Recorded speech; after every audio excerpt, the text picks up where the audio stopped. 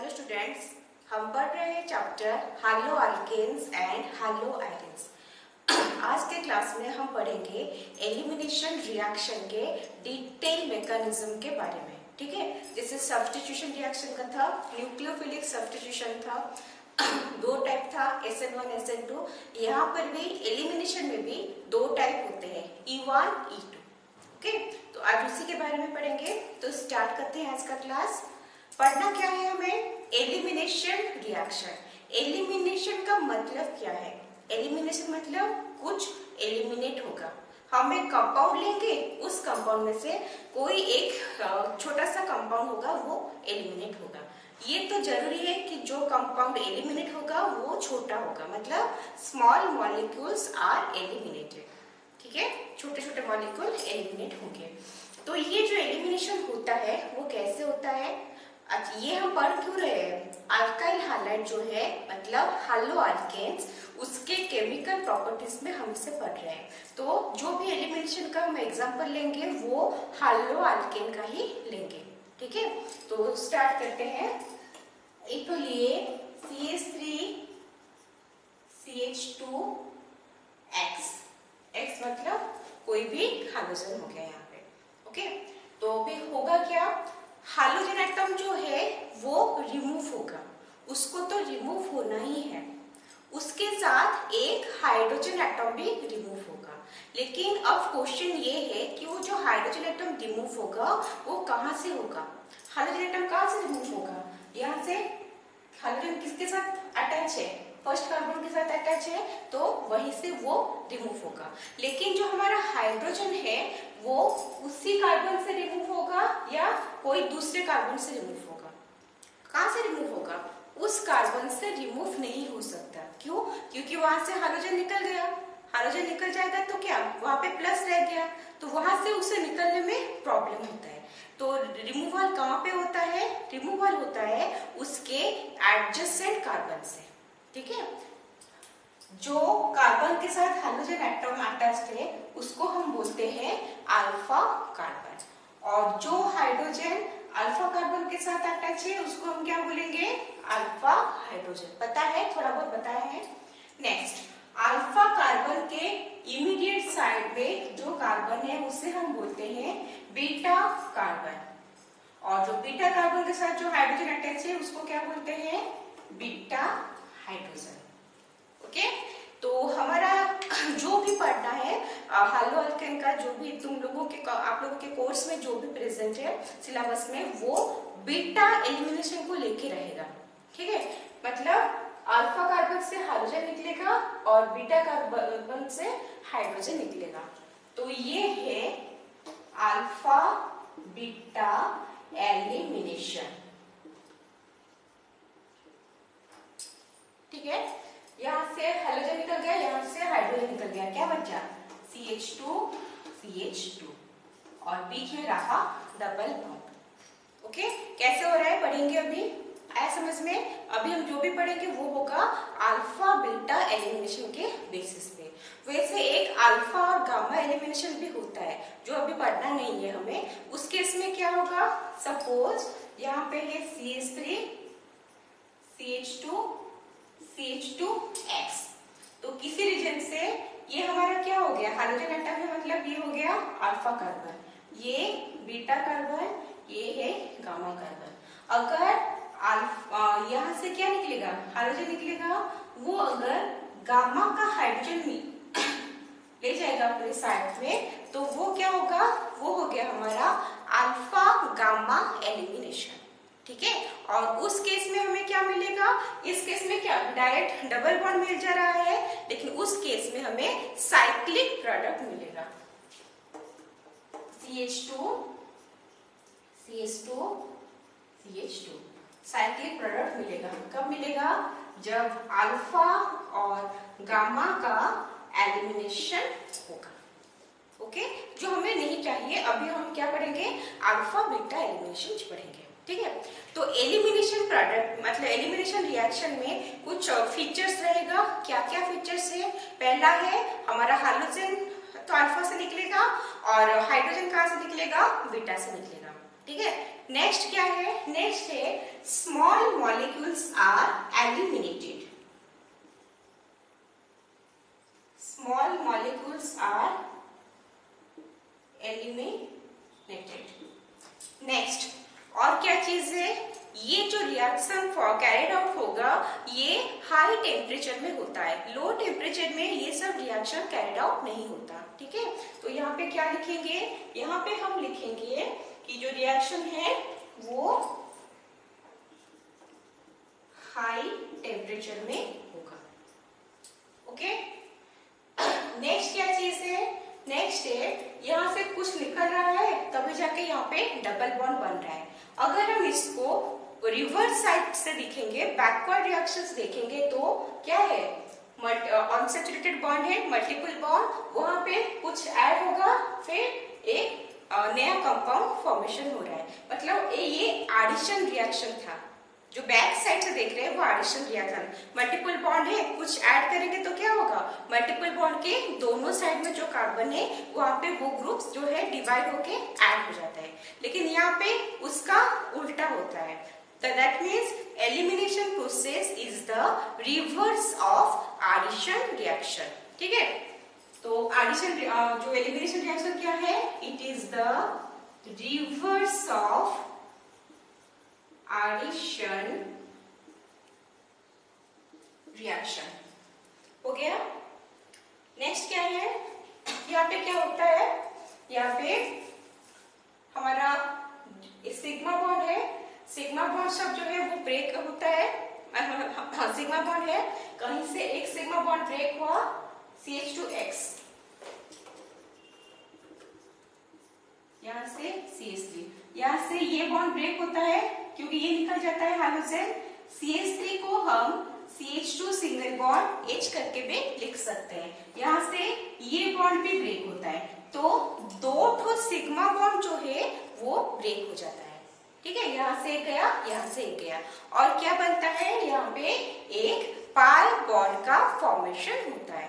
समझ में आया, सिग्मा बॉन्ड ब्रेक होता है, क्या बनता है, पाई बॉन्ड का फॉर्मेशन होता है। तो ये है कुछ जनरल बातें एलिमिनेशन रिएक्शन के बारे में।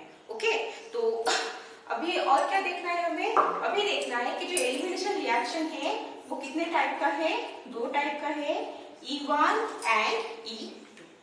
ओके, तो अभी स्टार्ट करेंगे, पहले E1 पढ़ेंगे फिर E2 पढ़ेंगे, तो इसको पहले लिख लो।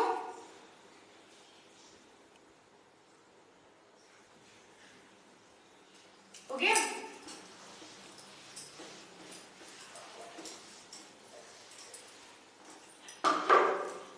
स्टार्ट करते हैं। E1, E1 मतलब एलिमिनेशन यूनिमॉलिक्यूलर। तो स्टार्ट करते हैं E1। E1 क्या है, एलिमिनेशन यूनिमॉलिक्यूलर, जैसे नाम से पता चल रहा है इसका जो रेट डिटरमाइनिंग स्टेप है उसमें सिर्फ एक ही मॉलिक्यूल इन्वॉल्व रहेगा। ठीक है, अच्छा ये तो सब पढ़े हुए हो SN1 SN2 में इन डिटेल, तो ज्यादा डिटेल बताने का जरूरत है नहीं, वहां पे जैसे था यहाँ पे भी ऑलमोस्ट इसी टाइप का है। तो पहले क्या करना है, पहले हमें एक तो हाइड्रोजन कंपाउंड लेना है, हालो अल्केन।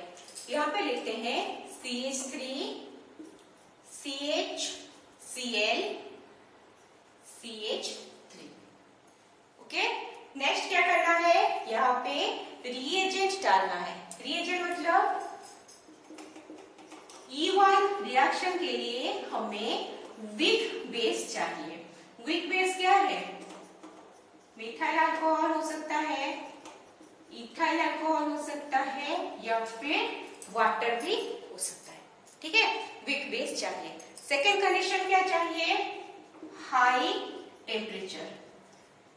टेम्परेचर अगर हाई करेंगे तभी जाके एलिमिनेशन रिएक्शन होगा, अगर टेम्परेचर हाई नहीं करेंगे तो क्या हो जाएगा, सब्स्टिट्यूशन रिएक्शन हो जाएगा। तो यहाँ पे क्या करना है, लेते हैं C2H5OH और उसको हीट करते हैं। ठीक है, हीट करने से क्या होगा, पहला चीज यहाँ पे फॉर्मेट कार्बोकेटायन फॉर्मेशन होगा, formation of carbocation. Okay, next करना क्या है, यहाँ से जो क्लोरीन एटम है हमारा वो एक बहुत अच्छा लिविंग ग्रुप है, तो वो अपना इलेक्ट्रॉन लेके चला जाता है। तो अभी हमारे पास क्या बचा, CH3 CH, ये कार्बन के ऊपर पॉजिटिव चार्ज आ गया और यहाँ पे CH3। ओके, अभी करना क्या है, ये जो है कार्बन इसके पास पॉजिटिव चार्ज है, अभी क्या निकलेगा, हाइड्रोजन निकलेगा। कहां से निकलेगा, बीटा पोजीशन से निकलेगा। ओके, बीटा मींस उसके साइड वाले, आइदर इस कार्बन से निकाल सकते हो या फिर इस कार्बन से निकाल सकते हो। तो ये CH3 को हम CH2H ऐसा करके लिख सकते हैं। तभी ये हाइड्रोजन जो है वो निकल जाएगा, क्या अपना ये इलेक्ट्रॉन छोड़ के H+ के फॉर्म में निकल गया। अभी जब वो निकल गया तो अपना इलेक्ट्रॉन तो दे गया है, तो यहाँ पे पहले एक बॉन्ड था और एक बॉन्ड बना, CH3 CH double bond CH2। यहाँ पे क्या हो रहा है, हाइड्रोजन निकल रहा है, कौन सा हाइड्रोजन, बीटा, तो यहाँ बोलेंगे बीटा हाइड्रोजन एलिमिनेशन। और यहाँ पे क्या हो रहा है, Cl- जो है वो निकल जा रहा है। ठीक है, आए समझ में कैसे रिएक्शन हो रहा है, देख लो इसको।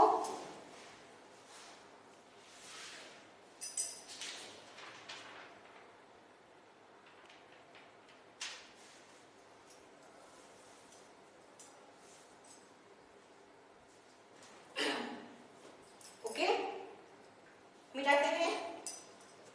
अच्छा, ये यहाँ पे जो फर्स्ट स्टेप है, ये वाला स्टेप वही रेट डिटरमाइनिंग स्टेप है। ठीक है, यहाँ पे और कोई भी चीज नहीं जो रेट ऑफ रिएक्शन को अफेक्ट कर सकता है। कौन अफेक्ट करता है, ओनली क्या हेलो अल्केन जो अमाउंट में प्रेजेंट है वही अफेक्ट करता है, और कोई भी अफेक्ट नहीं करता। तो सिर्फ एक ही मॉलिक्यूल के पार्टिसिपेशन के ऊपर रिएक्शन का रेट जो है, रिएक्शन का जो स्पीड है वो डिपेंड करता है। ओके, इसीलिए हम इसको बोलते हैं यूनिमॉलिक्यूलर रिएक्शन। ओके, नेक्स्ट हो गया ना, मिटाते हैं।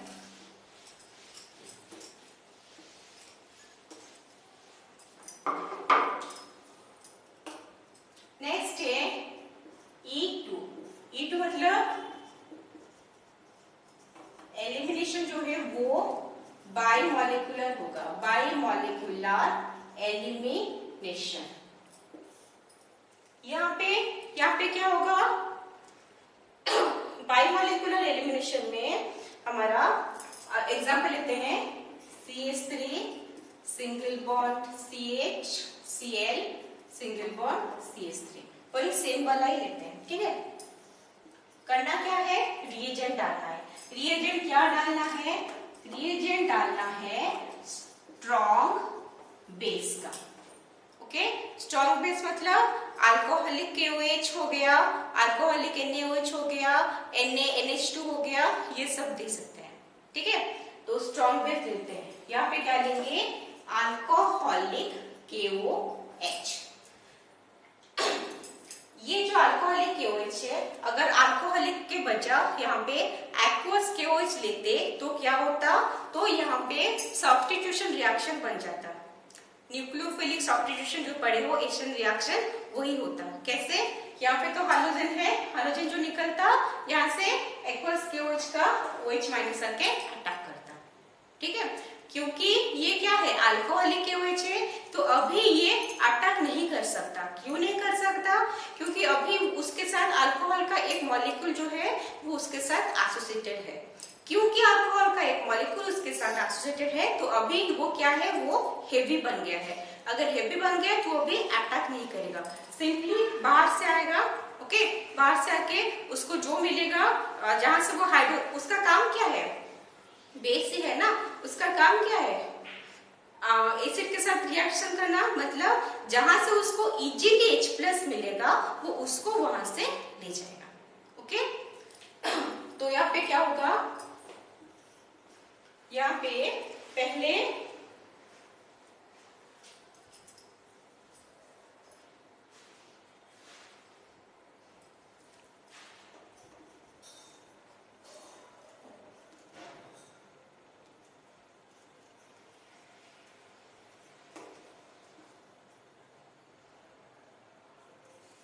यहाँ पे हाइड्रोजन पहले से प्रेजेंट है। ठीक है। तो ये हाइड्रोजन को क्या करेगा, अभी हमारा जो स्ट्रॉन्ग बेस है वो क्या करेगा, उस हाइड्रोजन को निकालने का कोशिश करेगा। तो यहाँ पे क्या आया है, अल्कोहलिक OH आया है, वो अल्कोहलिक OH जो है वो क्या करेगा, अभी इसको अपनी तरफ लेने को कोशिश करेगा, ठीक है, क्योंकि स्ट्रॉन्ग है। अगर वीक होता तो क्या होता, वीक होता तो वो वैसे ही जैसे पहले में वीक था, कुछ नहीं किया, उसे वेट करके रहा कब निकलेगा वो हाइड्रोजन एटम, फिर वो आके जो उसका जो काम करना है कुछ होगा। लेकिन यहाँ पे क्योंकि स्ट्रॉन्ग है तो वो आ जाता है, क्या करता है, H+ को निकाल लेता है। तो यहाँ से जब हाइड्रोजन निकल गया, अभी क्लोरीन एक अच्छा लिविंग ग्रुप है तो क्लोरीन भी निकल गया। ओके, अभी क्या होगा, अभी यहाँ पे क्या बचा, CH3CH और यहाँ पे CH2 रहा क्योंकि हाइड्रोजन तो चला गया, और यहाँ पे एक डबल बॉन्ड का फॉर्मेशन हो गया। ओके, तो ये जो हो रहा है वो कैसे हो रहा है, पहले एक ट्रांजिशन स्टेट भी यहाँ से बनता है। कैसे बनता है ट्रांजिशन स्टेट, मतलब CH3 है, CH है, CH2, धीरे धीरे ये हाइड्रोजन टूटता है, धीरे धीरे ये क्लोरीन भी टूटता है, और धीरे धीरे बीच का डबल बॉन्ड बनता है, ठीक है, ट्रांजिशन स्टेट। ऐसा होके क्या हुआ, हमारा फाइनल जो है ये प्रोडक्ट बन गया। ऐसा इसमें देखो इसको,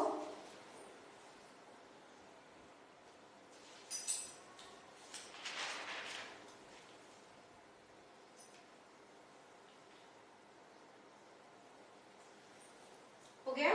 तो यहाँ पे कंडीशन क्या क्या रहा, पहला कंडीशन रहा स्ट्रॉन्ग बेस, क्या रहा स्ट्रॉन्ग बेस में, अल्कोहलिक KOH और अल्कोहलिक NaOH और NaNH2, ठीक है, ये सब रहा। सेकेंड, वहां पे फर्स्ट में सेकेंड बॉन्ड में क्या था, कार्बोकैटायन का फॉर्मेशन हो रहा था, लेकिन यहाँ पे नो कार्बोकैटायन इज फॉर्म्ड, ठीक है। नेक्स्ट, क्योंकि यहाँ पे जो है रिएक्शन E1 में क्या हो रहा था, E1 में सिर्फ अल्काइल हैलाइड जो है उसी के कॉन्सेंट्रेशन के ऊपर वो डिपेंडेंट था, लेकिन यहाँ पे क्या है, हाइड्रोजन मतलब हेलो अल्केन तो है, उसके साथ बेस का भी कुछ रोल है ना। तो इसमें क्या होता है, जो रेट ऑफ द रिएक्शन है, जो स्लो स्टेप से जो पता चलता है, वहां से ये पता चलता है कि जो रेट ऑफ द रिएक्शन है वो हाइड्रो अल्केन के ऊपर डिपेंड करता है, और ये जो हमारा ले है रिएजेंट बेस जो है स्ट्रॉन्ग बेस, उसके ऊपर भी डिपेंड करता है। तो अभी हमारा क्या हुआ, दो मॉलिक्यूल के ऊपर डिपेंड किया है, तो ये हो गया हमारा बाई मॉलिक्यूलर रिएक्शन। तो यहाँ पर मॉलिक्यूलरिटी जो है वो भी हमारा क्या हो गया, मॉलिक्यूलरिटी इज 2, ठीक है। देखो इसको,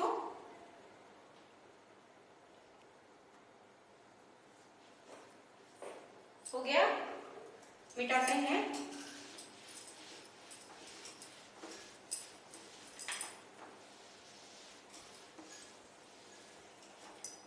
तो हमने यहाँ पे क्या पढ़ा, E1 और E2 दोनों के बारे में पढ़ा। ओके, अच्छा, एक काम करते हैं, जहां पे कार्बोकैटायन बना, कहां पे कार्बोकैटायन बना, E1 में कार्बोकैटायन बना, तो कहीं पे अगर स्कोप है कि वो एक स्टेबल कार्बोकैटायन फॉर्मेशन कर सकता है, तो वो पहले स्टेबल कार्बोकैटायन फॉर्मेशन करेगा, फिर जाके वो मल्टीपल बॉन्ड बनाता है। ओके, तो करते हैं, इसके लिए एक एग्जांपल करेंगे अभी। यहाँ पे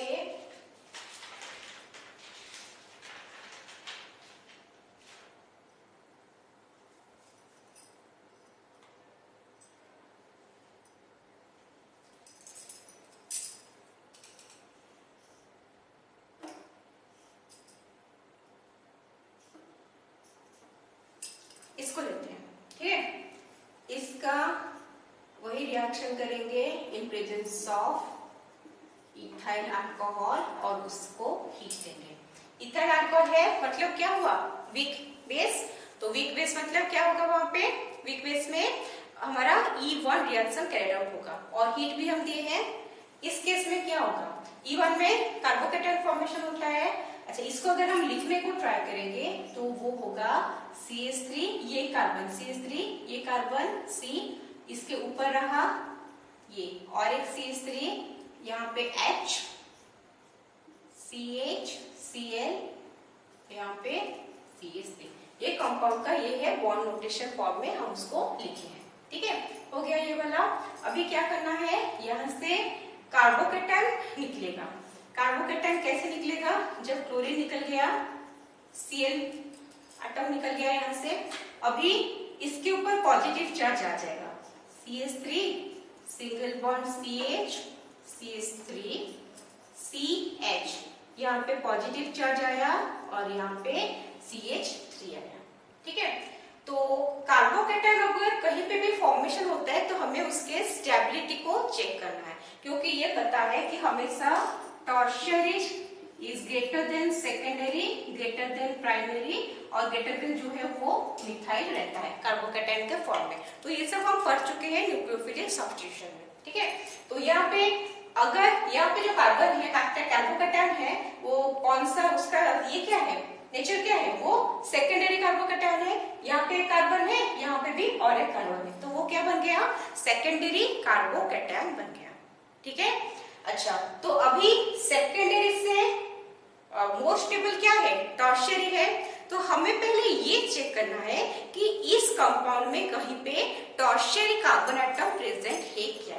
ये रहा प्राइमरी, ये सेकेंडरी, यहाँ पे एक टर्शियरी है, लेकिन वो अलग बात है कि अभी उसके ऊपर पॉजिटिव चार्ज नहीं है, बट हमारे पास टर्शियरी कार्बन प्रेजेंट है।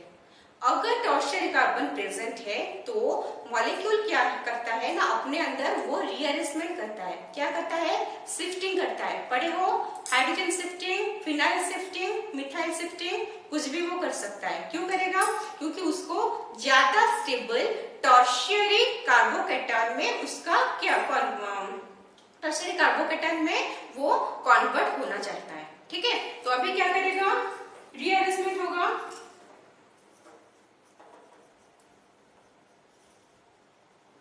रीअरेंजमेंट में क्या होगा, यहाँ पे CH3 है, हाइड्रोजन है, मतलब मिथाइल भी एडजेसेंट कार्बन से तो शिफ्ट होता है ना, तो यहाँ पे मिथाइल का ग्रुप भी प्रेजेंट है, हाइड्रोजन भी प्रेजेंट है।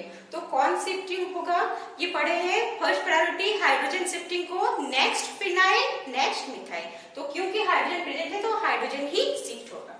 तो एडजेसेंट कार्बन पे होता है तो हम उसको क्या बोलते हैं, 1,2 हाइड्राइड शिफ्टिंग।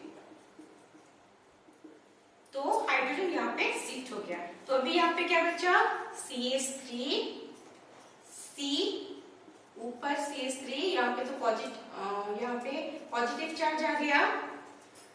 ठीक है, हाइड्रोजन H माइनस फॉर्म में यहाँ पे शिफ्ट हुआ है, यहाँ पे पहले से प्लस था, प्लस माइनस न्यूट्रल हो गया और H था और एक H आया, CH2 बन गया और रहा CH3। ओके, तो ये जो है ये हमारा अभी टर्शियरी कार्बोकेटायन है। ये कार्बन 1, 2, 3 और कार्बन के साथ अटैच हुआ है। ठीक है, तो ये हमारा है ज्यादा स्टेबल कार्बोकेटायन। ऐसा उसमें तो कहीं पे अगर रीअरेंजमेंट हो, मतलब उसके पास ऑप्शन है कि वो टर्शियरी कार्बन बना सकता है या ज्यादा स्टेबल कार्बन बना सकता है, उस केस में रीअरेंजमेंट होता है। ठीक है, लिखो इसको।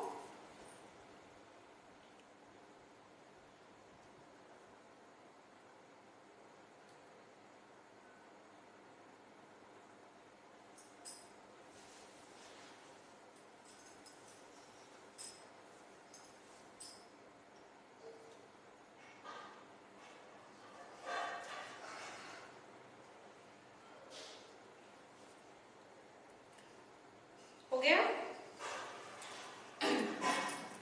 अभी H2 था, उसको ऐसे लिख सकते हैं, लिख सकते हैं ना, तो हाइड्रोजन को तो निकलना है, वो निकल जाएगा, तो अपना इलेक्ट्रॉन वो बॉन्ड को देता जाएगा। CH3 C, CH3 double bond CH, single bond CH3। ठीक है, ये हमारा क्वेश्चन था। अगर उसको इस फॉर्मेट में हम लिखेंगे तो ये हमारा क्या बनेगा, ये बनेगा हमारा आंसर। ओके, लिखो।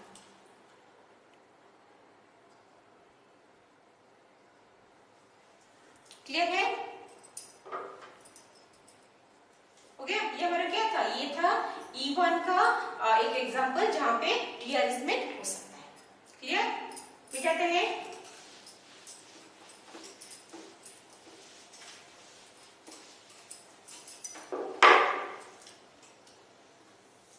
अभी डिस्टिंग्विश करेंगे बिटवीन E1 एंड E2। तो E1 और E2 में जो फर्स्ट पॉइंट है ये क्या है, यूनी मॉलिक्यूलर एलिमिनेशन, और E2 क्या होगा, ये है by molecular elimination.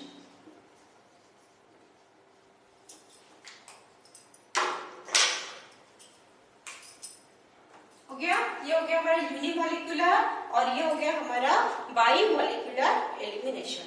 Next, unimolecular में 2 स्टेप रिएक्शन होता है, बाई मॉलिक्यूलर में 1 स्टेप रिएक्शन होता है।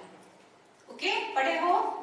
नेक्स्ट में क्या करना है, नेक्स्ट में हम देखेंगे क्या रिएजेंट ले रहे हैं। यहाँ पे क्या ले रहे हैं, यूनिमॉलिक्यूलर में वीक बेस प्लस हीट लेना है, ठीक है।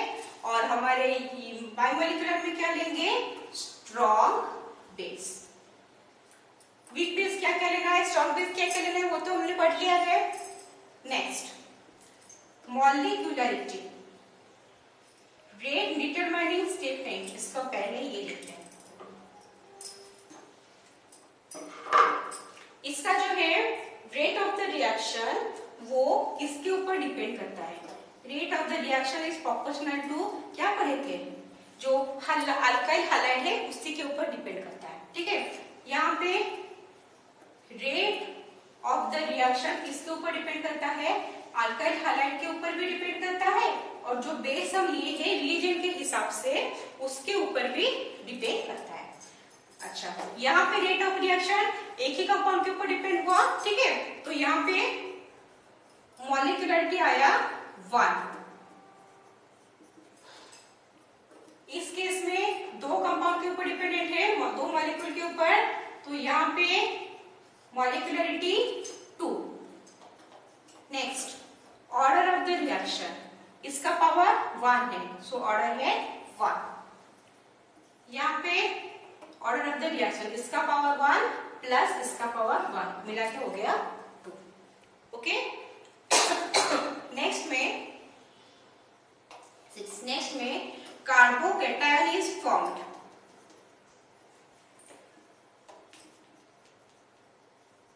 यहाँ पे नो कार्बोकैटायन इज फॉर्म्ड।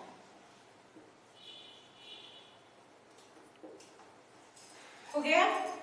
और क्या प्रेजेंट है, और क्या हो सकता है, कार्बोकैटायन अगर फॉर्म है तो रीअरेंजमेंट हो सकता है। अगर उसको लगा कि मैं और स्टेबल बन सकता हूं तो वो रीअरेंजमेंट करेगा, रीअरेंजमेंट में आकर। यहाँ पे कार्बोकैटायन नहीं है तो क्या हुआ, रीअरेंजमेंट भी नहीं हो सकता है, नो रीअरेंजमेंट, ठीक है। तो हो गया ये सारा चीज। This is the difference between E1 and E2, elimination reaction का मैकेनिज्म, ठीक है। आज सबको समझ में? अच्छा, तो आज का क्लास यही खत्म करते हैं, बाकी नेक्स्ट क्लास पर